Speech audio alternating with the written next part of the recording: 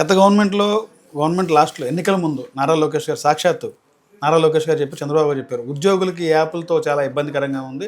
మేము అధికారంకి వస్తే, for example ఉపాధ్యాయుల గురించి, మేము అధికారంకి వస్తే ఈ యాప్లు కానీ తీసేస్తా ఉన్నారు. అట్ ద సేమ్ టైం సచివాలయ ఉద్యోగులకు ఈ రోజున యాప్లతో సర్వేలతో చాలా ఇబ్బంది పడే పరిస్థితి. ఈ విషయాన్ని ఎప్పుడన్నా మీరు ఒక యూనియన్ అధ్యక్షుడిగా ప్రభుత్వం దృష్టికి తీసుకెళ్లారా? ప్రభుత్వం ఏమో ఇప్పటికే ఓటీపీలు ఎవరికి చెప్పొద్దని చెప్పి మెసేజ్లు పెడుతుంది.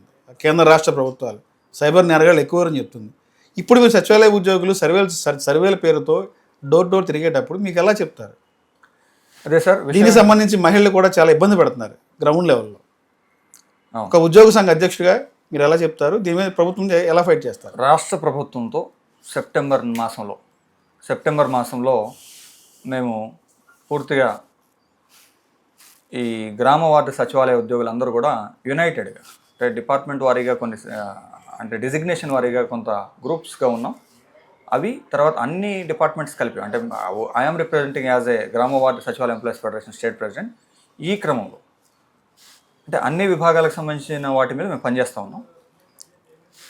దాంట్లో అందరం కూడా కలిసి ఒక ఉమ్మడి వేదిక మీద ఒక ప్రయత్నం కొనసాగించాం. అందులో భాగంగా రాష్ట్ర ప్రభుత్వం చర్చలకు ఆహ్వానించింది.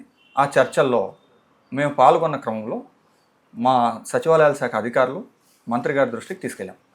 పదే సర్వేల నిమిత్తం ఇంటికి వెళ్తూ ఉంటే ఆ క్రమంలో ప్రజల నుంచి తీవ్ర వ్యతిరేకత వస్తుంది. ఇదైతే వాస్తవం. మీరు ఏదైతే మాట్లాడుతున్నారో, మీరు ప్రజల నుంచి, సమాజం నుంచి తీసుకున్నటువంటి ప్రశ్నని మీరు నాకు సంధించడం జరిగింది. ఆ ప్రశ్నకు నా సమాధానం ఏంటంటే, ఇదైతే వాస్తవం. గ్రామ వార్డు సచివాలయ ఉద్యోగులు పదే అంటే ఉదాహరణకు మీ ఇంటికి నేను పదే వచ్చి ఓటీపీ ఇవ్వమంటే, మా ఇంటికి వచ్చిన సందర్భం కూడా ఉంది. మార్నింగ్ 6-7 గంటలకు డోర్ కొడతారు, ఓటీపీ నెంబర్ చెప్పమంటారు. ఆ క్రమంలో ఇబ్బందిగా ఫీల్ అవుతున్నటువంటిది మాకంటే కూడా ప్రజలు ఇబ్బందికి గురవుతున్నారు, అసౌకర్యానికి గురవుతున్నారు.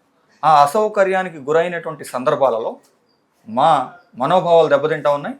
ఉద్యోగులుగా మా గౌరవానికి భంగం కలుగుతుంది అనేటువంటి విషయాన్ని చాలా స్పష్టంగా సచివాలయాల శాఖ రాష్ట్ర సంచాలకుల వారికి, రాష్ట్ర కార్యదర్శికి, గౌరవ మంత్రివర్యుల దృష్టికి తీసుకెళ్ళాం.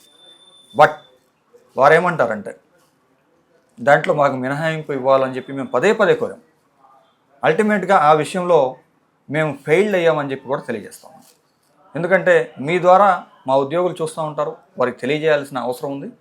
ఏదైతే డోర్ టు డోర్ సర్వేలు నుంచి ఫీల్డ్లో పదే ఇంటికి తిరగడం, దానికి ప్రధానమైనటువంటి ఇబ్బంది కలిగించేటువంటి సమస్య మీద మేము ఇబ్బందికి గురవుతా ఉన్నాం. పదే ఇంటికి పంపించవద్దని చెప్పాం. అయితే ఆ విషయం సాధించడంలో, విముక్తి కల్పించుకోవడంలో మా తరపు నుంచి మేము ఫెయిల్ అయ్యాం.